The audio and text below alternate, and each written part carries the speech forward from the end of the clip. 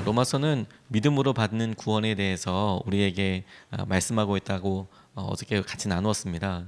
실제로 이 말씀, 로마서 말씀 중에서 이 구원과 관련된 것, 그 구원을 우리가 믿음으로 받는다는 것에 대한 설명이 여러 곳에서 전반적으로 자세하게 나와 있는데, 대표적인 말씀 중에 하나가 의인은 믿음으로 말미암아 살겠다라는 말씀입니다. 의인은 믿음으로 말미암아 살겠다라는 말씀, 이 말씀은 사실 갈라디아서에서도 나오고 하박국이라는 말씀에도 나오지만, 성경 전체에 일관되게 있는 의인이 그의 믿음으로 말미암아 살겠다라는 말씀이 아주 길게 논리적으로 설명되어 있는 말씀이 로마서, 그리고 로마 교회에 이와 같은 자세한 말씀을 쓴 것이 로마서라고 이해하시면 되겠습니다. 의인은 믿음으로 말미암아 살겠다라는 말씀을 조금 더 달리 고쳐서 생각해 보면 믿음이 의인을 살린다라는 표현으로도 이해가 될 수 있습니다.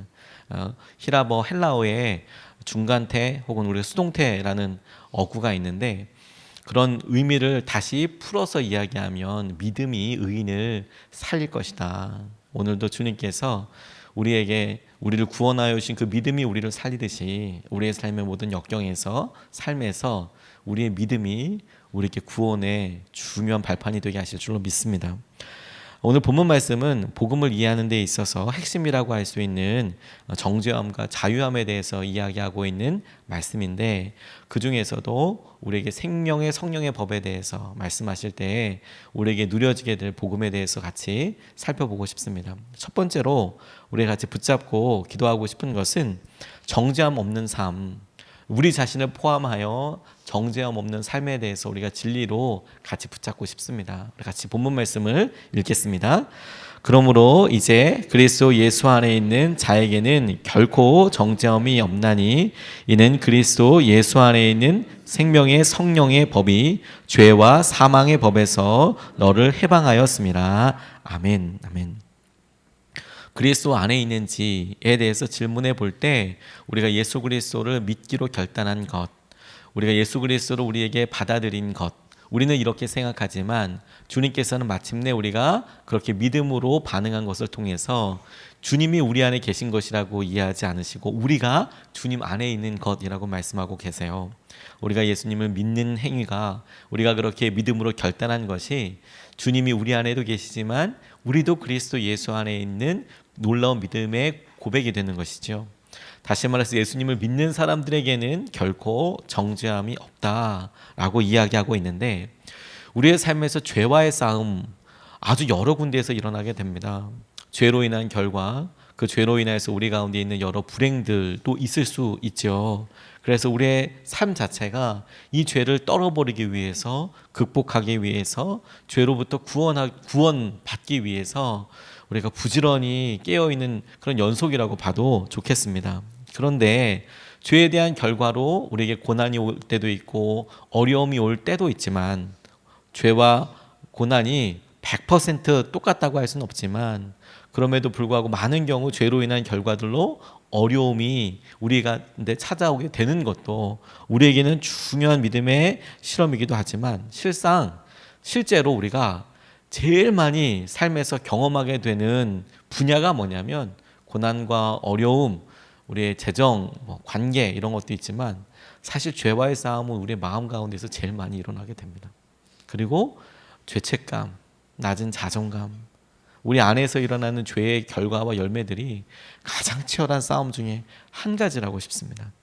우리 가운데 보여지는 죄의 결과, 어려움들 때문에 힘들어하는 것들도 만만치 않지만 더 힘든 게 뭐냐면, 우리 안에서 끊임없이 예전에 우리가 했던 실수나 연약함이나 쓴뿌리들이 죄에 대한 생각과 마음으로 우리를 무너뜨리는데, 이게 정말 어려운 시험 중에 하나라는 생각이 들게 되었습니다.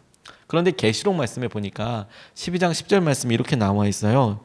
내가 또 들으니 하늘에 큰 음성이 있어 이르되, 이제 우리 하나님의 구원과 능력과 나라와 또 그의 그리스도의 권세가 나타났으니 우리 형제들을 참소하던 자, 곧 우리 하나님 앞에서 밤낮 참소하던 자가 쫓겨났다. 이렇게 이야기하고 있습니다. 우리 하나님 앞에서 밤낮 우리를 참소하던 자, 사단이 하는 일에 대해서 이렇게 선포하고 있는데, 요한계시록의 이 말씀이 마지막 날에 일어나게 될 일이면서 동시에 영적으로는 예수 그리스도를 믿는 우리에게 이미 일어난 일이기도 합니다. 하나님 앞에서 끊임없이 참소하던 그런 일을 하는 사람이 하는 것이 누구냐면 사단인데, 그런 일들이 우리 가운데 어떻게 일어나느냐? 우리 마음속에서 끊임없이 스스로를 참소하는 것이죠. 당연하다. 너 그래도 싸다. 너 그런 정도밖에 원래 안 되는 사람이다.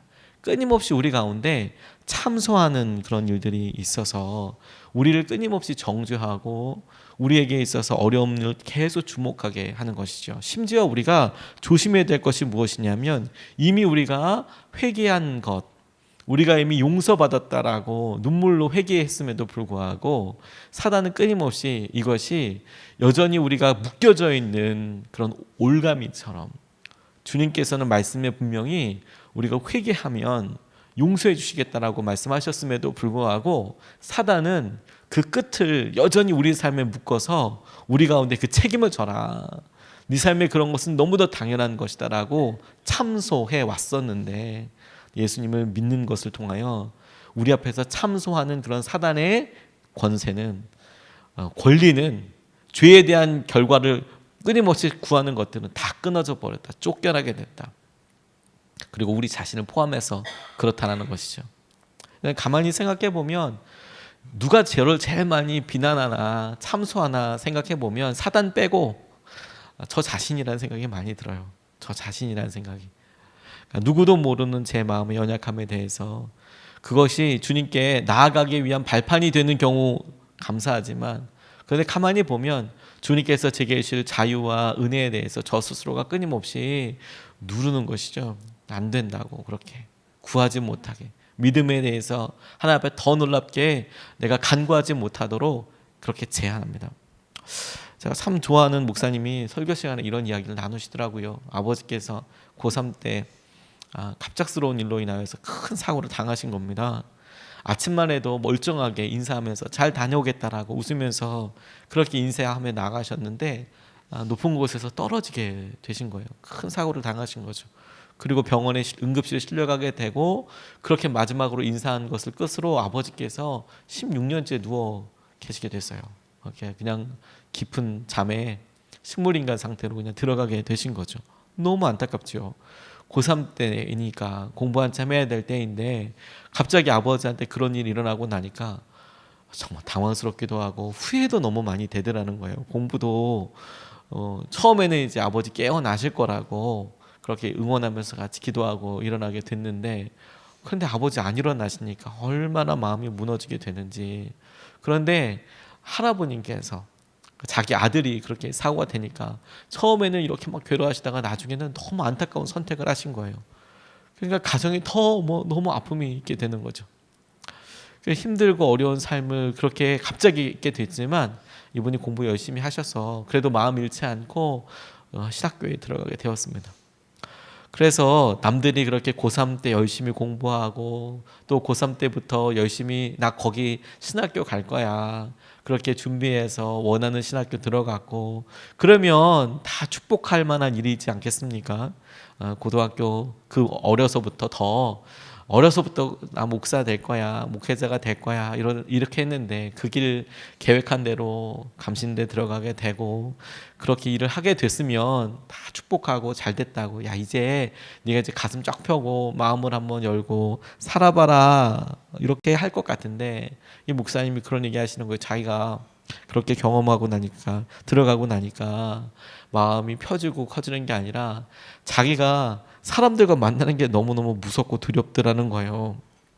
그래서 학교 가도 누가 뭐라고 해서 아무도 없는데 쉬는 시간에만 되면 자기 전용 화장실이 있을 정도로 화장실에 가서 그렇게 우울하고 힘들고, 사람들을 만나기가 싫으니까, 마음이 답답하니까, 아버지에 대한 생각, 아버지가 여전히 깨지 않는 것, 그냥 아버지가 여전히 누워있는 것이 자기 책임인 것 같고, 그러니까 자기가 어디 뭐 좋은 데 갈 수도 없는 것 같고, 뭐 어디 좋은 데 간다, 좋은 거 보자, 좋은 거 먹자, 맛있는 거 먹자, 그게 뭐 엄청 사치가 아니라 그냥 젊었을 때 청년들이 야 우리 다 같이 어디 가서 뭐 먹자, 우리 뭐 하자, 이런 정도의 수준인데도 나는 그렇게 누리면 안 돼, 내가 어떻게 그럴 수가 있어, 내가 어떻게 그런 삶을 살 수 있어, 그 이유 없는 죄책감과 안에 이런 계속 마음에 비난하는 것 같은, 이러면 안 될 것 같은 마음이 있더라는 거예요. 근데 이분이 한참 지나고 난 다음에 우연히 영화 한 편을 봤답니다. 영화인데도 불구하고 하나님께서 그걸 통해서 다시 찾아오셨대요. 원앙소리라는 그런 영화였는데, 뭐 내용이 뭐 엄청 어렵고 심란한 영화가 아니고 시골에 있는 다큐멘터리 같은 영화인데, 할아버지가 소 이렇게 키우고 뭐 이렇게 하는 그런 이야기입니다. 그래서 원앙 소리가 이렇게 부르는 워워워 이렇게 뭐 부르고 그러잖아요. 그 할아버지랑 이 소와의 일인데, 그 소 이렇게 보다 보니까 이 멍에를 메고 평생 그렇게 사람 옆에서 살아가는 그 소가, 그리고 그 할아버지가 그 소를 붙잡고 이렇게 쭈글쭈글하게 이렇게 해가지고 이렇게 할아버지가 이렇게 소 같이 있는 모습을 보니까 맑고 다 다른 몸으로 이렇게 가는 그 인생이 참, 그 영상으로 보는데 누워 계신 자기 아버지랑 어머니 생각이 이렇게 나더래요. 아버지 누워 계시고 16년째 누워 계신 것과 어머니 그 아버지 병수발하기 위해서 그냥 다 이제 완전 다 이렇게 누워 계신 거니까 완전 다 수발을 해야 하니까 그 어머니 그 어려운 삶, 그게 오버랩이 되더랍니다. 또 기도가 나오더래요. 하나님, 왜 이렇게 삶이 이런 건가요? 왜 삶이 이런 겁니까? 그렇게 기도하게 됐는데, 그렇게 울면서 기도하게 됐는데 하나님께서 그 물음에 그래서 내가 왔다. 그래서 내가 왔다. 그래서 내가 네 가정에 왔다. 그래서 내가 네 부모에게 왔다. 내가 직접 왔다. 그래서 내가 직접 왔다. 기도하는데 주님께서 다시 그렇게 말씀하여 주시더래요. 정말 많이 울었노라고. 정말 많이 울었노라고. 여러분, 누구도 우리를 참수할 수 없습니다. 우리의 죄가, 우리가 사회적으로 뭔가 죄를 지어서 책임을 져야 한다면 당연히 사회 법안에서 책임을 져야 하겠지만, 근데 우리가 주님 앞에 회개하고 우리가 주님과의 관계에 있어서 우리의 죄된 본성과 우리 안에 있는 죄된 여러 현실들이, 우리가 주님을 믿고 우리가 주님을 의지하는 한, 우리 말씀대로 그리스도 안에 있는 한 무엇도 어떤 것도 우리를 정죄할 수 없습니다. 우리 자신을 포함해서, 우리 자신을 포함해서. 이것은 하나님 생각도 아니고 우리를 막 정죄하고 우리를 낮은 자존감 가운데 머물게 하는 것은 하나님 뜻이 절대 아닙니다. 하나님은 우리를 자유케 하기 원하시고 하나님께서는 우리 가운데 정죄함이 없다고 믿고 의지하라고 말씀하고 계시니까 오늘 이걸 우리가 붙잡고 일어났으면 좋겠습니다.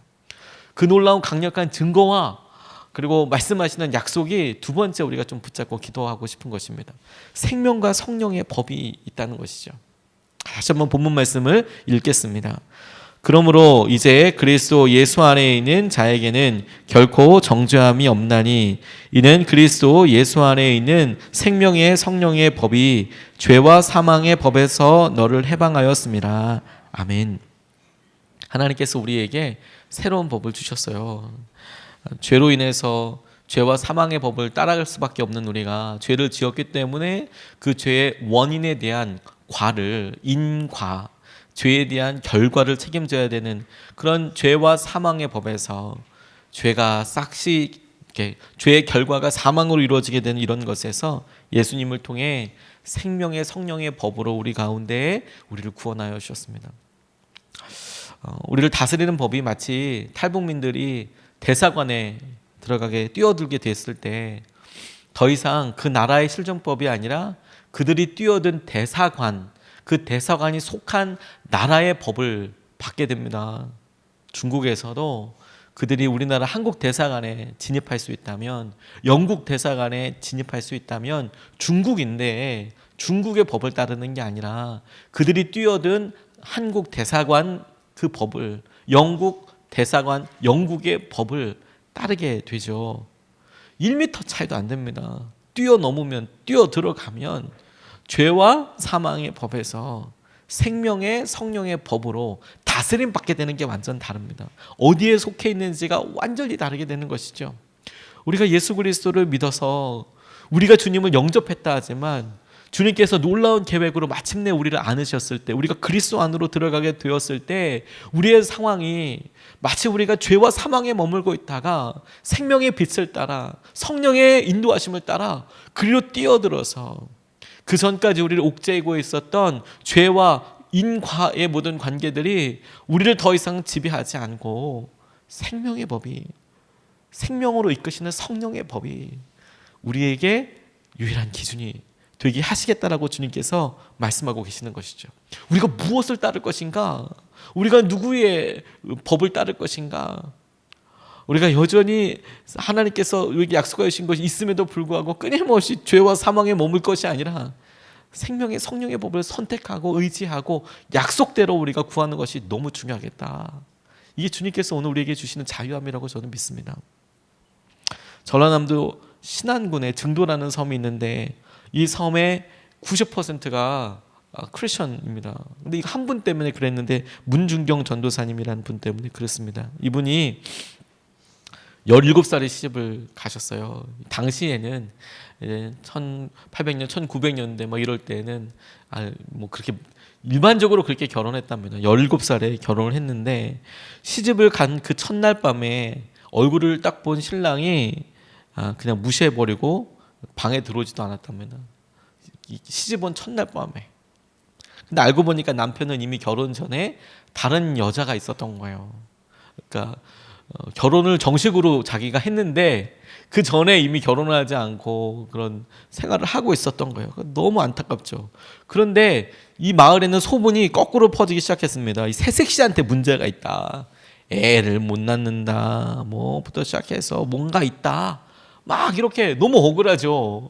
들어왔는데 남편은 이미 다른 남자가 있었는데 첫날 밤에 들어오지도 않고 그다음부터 뭐 아예 투명인간 취급을 하고 무시하고 살아가는데 오히려 거꾸로 여자가 문제가 있어서 막 그렇다고 이야기를 하니까, 그래서 비관하면서 막 소박 같은 거 맞게 되니까 비관해서 목포로 다시 오게 돼서 나 이제 삶을 마감해야겠다 이렇게 생각을 하고 극단적인 선택을 하려고 하는데 한 사람의 이야기를 듣게 돼요. 부흥회가 있으니까 오시라. 부흥회가 있으니까. 그 부흥회에서 주님을 만나게 됩니다. 내가 살아계신 주님을 내가 영접하게 되지만 사실은 우리가 그리스도 안으로 뛰어들게 된 거죠. 문중경 전도사님이 그리스도 안으로 뛰어들게 되셨습니다.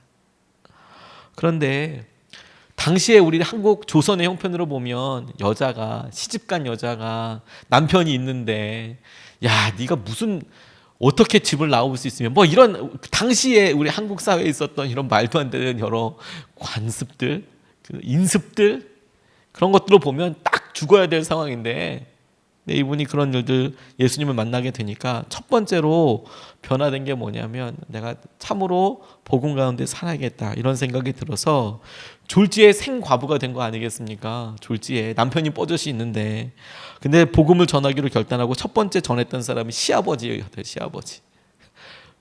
뭐 지금이야 며느리 사랑을 시아버지가 한다고 하지만 당시에는 뭐 그러니까 지게 짝대기로 뭐 때리기도 하고 오물을 던지기도 하고 매를 뭐 당시에는 뭐 이런 관념이 없으니까요. 뭐 자기 며느리가 왔는데 이상한 소리 한다고 막 짝대기로 때리고 막 그렇게 한 거죠.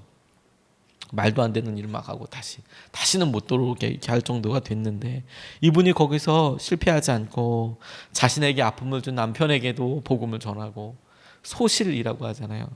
그 소실에게도 복음을 전하고 그때 당시에 결혼한 여자로서 아이가 없는데 가져보지도 못한 이 여인이 마을의 모든 여인의 산파 역할을 해 주는 거예요. 돌아다니면서 예수님 말씀 전하고 그리고 손도 쓸 수 없이 사람이 죽어가기 시작한 이유가 연병이 퍼지기 시작했는데 이 문중경 전도사님이 그 마을 들어가서 시신도 닦아주고 장례도 치러주고 그러니까 나중에 이 문중경 전도사님을 기억하는 한 할아버지가 인터뷰를 하시는데 이렇게 이야기하더는 거예요. 그분은 정말 하나님이 함께 하시구나라는 생각이 들었대요. 왜냐하면 연병 속에서도 아프질 않아. 그렇게 하는데 연병 속에도 아프지 않아. 자기는 살 소망도 별로 없어서 그렇게 그냥 연병이 들어와서 사람들이 줄초상으로 죽어나가는데도 장례 치르고 그 가족들이 있으면 먹을 거 갖다 주고 미움 써주고 계속 그러면서 하더라는 거죠. 그렇게 평생 사역하시다가 나중에는 6.25 때 공산당이 이렇게 쳐들어오게 돼서, 그리고 너는 잘 낳는, 새끼를 많이 낳는 씨암탉 같은 그런 존재라고 그러면서 사정없이 순교당하게 되셨어요. 근데 그 순간에도 마을 사람들 살려달라고 해서 살리고, 근데 그 문준경 전도사님의 전도를 통해서 CCC 총재였던 김중곤 목사님, 하용조 목사님, 옥하는 목사님, 이동원 목사님, 홍정일 목사님, 이런 수많은 사람들이 사실은 이 문준경 전도사님의 전도의 영향력 아래에 있어서 다 예수님을 영접하게 되었다라는 것이죠. 우리 스스로가 이 땅에서 우리가 살면서 죄와 사망의 법이 우리를 얽매이고 있는 것처럼, 마치 나사로를 묶고 있었던 세마포 조각이 죽어서 사라질 것처럼 우리를 꽁꽁 매고 있어서 우리가 살아가는데 너무 불편하게 살아가는 것처럼 보일 때라도, 그 첫 시간을 주님 앞에 드리면서 우리 스스로가 너무도 당연한 진리이고 너무도 당연한 진실인데 자꾸 사단이 우리에게 염려와 근심과 걱정과 이런 것들을 자꾸 머물게 하는 거예요. 우리가 기도를 통해서 의지적으로 너무도 진리로 우리 가운데 이루어진 이 진리를 우리가 붙잡는 겁니다. 거짓이어서 다시 의지하는 게 아니라 이미 이루어졌음에도 불구하고 우리 가운데 끊임없이 드는 이 생각들을 떨쳐버리고 우리가 생명의 성령의 법 가운데 거할 것을 선포하고 붙잡고 의지하고 나아가서 오늘 하루가 온전히 성령님의 인도하심 가운데 축복과 기쁨을 누리게 되는 삶 되시기를 주님의 이름으로 축복합니다. 오늘 두 가지 말씀을 같이 나눴는데요. 첫 번째는 아무도 정죄할 수 없다. 우리 자신을 포함해서. 왜? 생명의 성령의 법이 우리를 다스리고 있으니까. 그리고 두 번 나눠서 기도하기 전에 우리가 세 번 오늘 본문 말씀을 같이 읽겠습니다. 그러므로 이제 그리스도 예수 안에 있는 자에게는 결코 정죄함이 없나니 이는 그리스도 예수 안에 있는 생명의 성령의 법이 죄와 사망의 법에서 너를 해방하였습니다. 그러므로 이제 그리스도 예수 안에 있는 자에게는 결코 정죄함이 없나니 이는 그리스도 예수 안에 있는 생명의 성령의 법이 죄와 사망의 법에서 너를 해방하였습니다. 그러므로 이제 그리스도 예수 안에 있는 자에게는 결코 정죄함이 없나니 이는 그리스도 예수 안에 있는 생명의 성령의 법이 죄와 사망의 법에서 너를 해방하였습니다. 아멘. 아멘. 하나님께서 오늘 이 말씀으로 우리를 붙잡아 주실 줄로 믿습니다. 말씀을 붙잡고 두 번 나눠서 같이 기도하겠습니다. 첫 번째 기도 제목은 회개 후에도 남아있는 죄책감과 낮은 자존감으로부터 자유하게 해달라고 기도하고 싶습니다. 회개를 분명히 했고 하나님 이 관계에 대해서 실수였기 때문에 져야 될 책임은 내가 마음속으로 감당해야 될 일이 있다면 하나님 그렇게 받겠습니다. 하지만 죄책감은 아닙니다. 죄책감은 아닙니다. 낮은 자존감은 아닙니다. 회개하였다면, 주님께서 허락하여 주셨다면, 내가 져야 될 무언가 책임이 있다면 지겠고 그게 기쁨이겠지만, 주님 그러나 우리가 회개 후에 남아있는 이런 죄책감, 목적 없고 의미 없는 이런 죄책감과 낮은 자존감 치유하여 주시옵소서. 자유하게 하여 주시옵소서. 주님 복음이 우리를 온전히 다스려 주셔서 우리의 죄책감으로부터, 자존감으로부터 우리 마음을 보호하여 주시고 아무도 정죄할 수 없는 우리의 마음을 주님께 드립니다. 주님께서 우리를 다스려 주시고 이끌어 주시옵소서. 첫 번째로 같이 기도하시겠습니다. 아버지